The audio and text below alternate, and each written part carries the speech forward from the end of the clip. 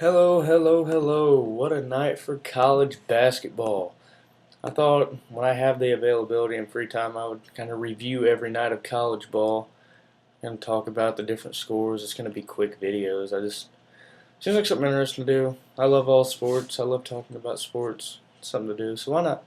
So today, well, yesterday, these all end so late it'll probably be after midnight by the time I do these, but January 27th, 2014 had some good ones. Big game of the night in terms of star powers, probably Duke and Pitt. 17th ranked Blue Devils going into Pitt to take on the 18th ranked team.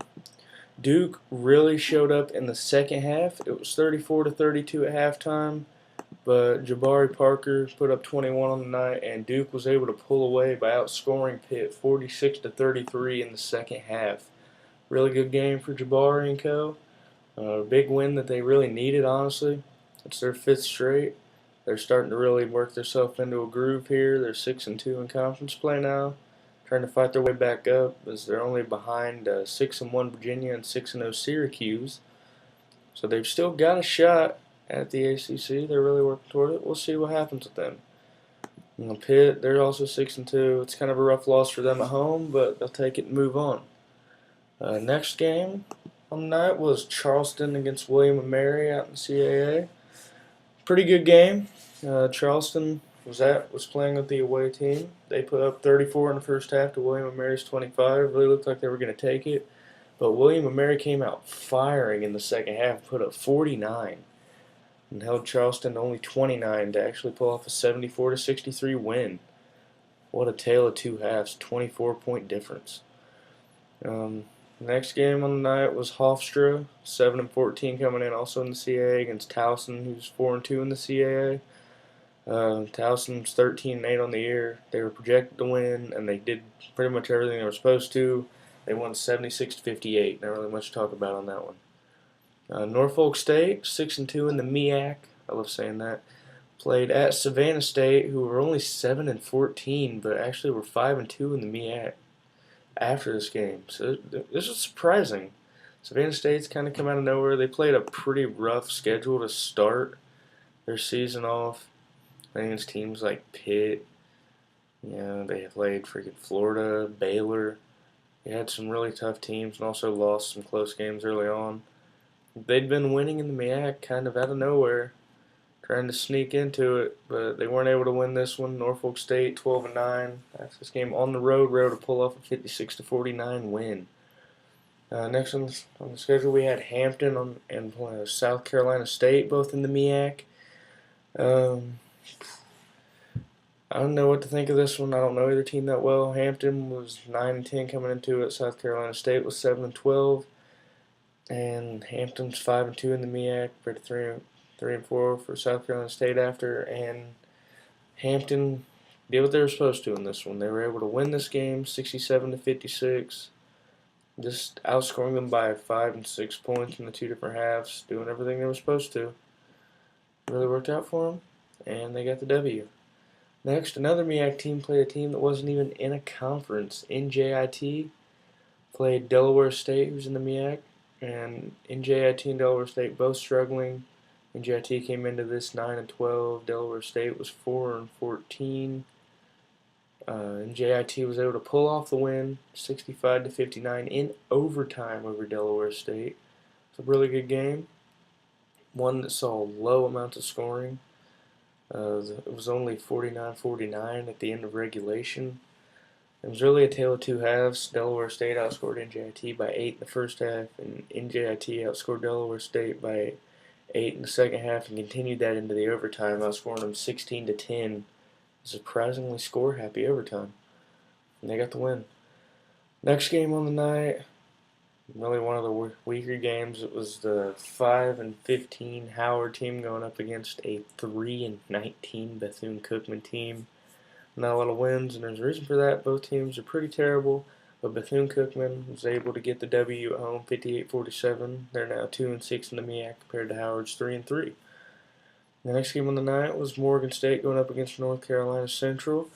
This was a surprisingly close game. North Carolina State came in at 6-12, 4-2 in the MEAC. North Carolina Central 14-5, 5-1 in the MEAC after this. Um, Surprisingly good game. It was very close. Morgan State actually had the lead. They were up 41-31, I think, midway through the second half. It really looked like they had a shot at it.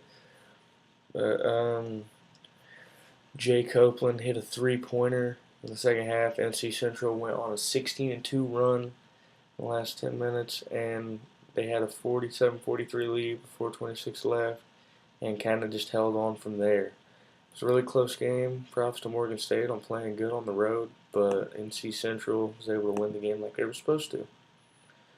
This is one that I didn't know how to predict going into it. Coppin State played North Carolina A&T. Both teams are pretty even. Coppin State was 6-13. North Carolina A&T was 7-13 coming into this.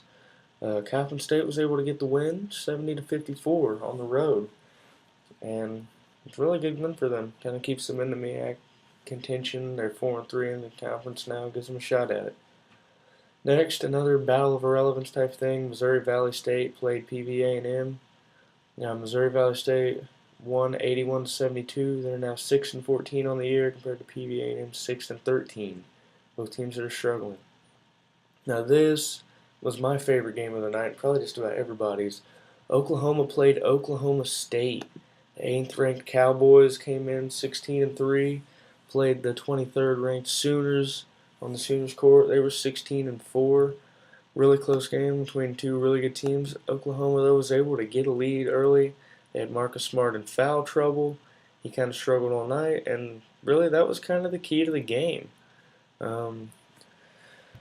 Oklahoma just held on. Oklahoma State made a run in the second half, but Oklahoma was always in it, always ahead. The closest they got to losing their lead was 6 points.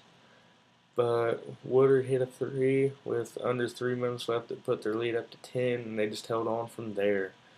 And great game for Spangler, especially 15 points and 17 rebounds. That's a man's double-double right there. Good job. They improved to 17-4 and 6-2 in Big 12 play, and Oklahoma State fell to 16-4, 4-3, in danger of getting a kind of low seed in Big 12 play right now after the 88-76 Oklahoma win. Boomer Sooner, boys, good job. The Big East has provided plenty of drama in its first season in this restructured conference. The 9th-ranked Villanova Wildcats came in and played Georgetown today. Villanova was 17-2, 6-1 in the Big East. Georgetown, on the other hand, was 11-8, only 3-5 in the Big East. So Georgetown, you'd think, would be pretty big underdogs, but the Big East has been tough, and these games have all been close. This one was no different. Villanova outscored Georgetown 35-30 in the first half, and that ended up being the difference, as they both put up 30 in the second half, and Villanova was able to escape with a 65-60 win at Georgetown. Puts them to 18-2 on the year, 7-1 in the Big East. Still kind of controlling their own destiny in that conference. Now to finish off, there are 5 more games. Colgate played Lafayette. They won a 75-68 on the road. Colgate's now 8-12, 2-7 in the Patriot, and Lafayette is struggling, 4-16, 0-9 in the Patriot. Arkansas Pine Bluff played Texas Southern in a really close game out in the SWAC. Arkansas Pine Bluff wasn't able to pull this one off. It was a 72-71 victory for Texas Southern. Very, very close. Arkansas Pine Bluff actually had a 60-51 lead with 9:24 remaining in the half. After that, they struggled to score, and it was very, very close. Thanks to Eric Murray putting up 34 for Texas Southern, including 4 of their final 6. They were able to hold on and win this game. Really good game. Texas Southern's now 9-10 and 5-2 in the SWAC, trying to keep themselves in some sort of postseason contention. Another SWAC game followed. Alabama State played Southern. 2 really good SWAC teams. Alabama State's 11-7 on the year, even after losing this one. Southern's 11-10. Southern won 68-55 and improved to 7-1 in SWAC play, while Alabama State's 5-2 in the SWAC. Alcorn State played Alabama A&M in the last SWAC game. Alcorn State was able to hold on in overtime despite giving up 36 points in the second half. They were able to outscore Alabama A&M 13-7 in overtime to win 70-64. Puts Alcorn State 8-12, 5-3 in the SWAC, and drops Alabama A&M to 6-11, 3-4 in the SWAC. And the last game was Portland State against Eastern Washington in the Big Sky. That's what I'm talking about. It was a high-scoring affair. Eastern Washington actually outscored Portland State 40-30 in the first half, but then couldn't stop them at all in the second half. Portland State lit it up. They put up 62 points. So Eastern Washington, despite putting up 43 points in the second half, got beat 92-83. Now Portland State improved to 9-8, 4-4 in the Big Sky, and Eastern Washington now has a losing record in the Big Sky still. They're 8-11, 3-5 in conference play. So overall, not a lot of games today. Quite a few kind of softer matchups, but it was still interesting. There were still some good games, a couple overtime games, and college basketball is just always fun to watch. I hope you guys enjoyed the games. I hope you enjoyed this video if you watched it. And here's to another great day of college ball tomorrow. Later.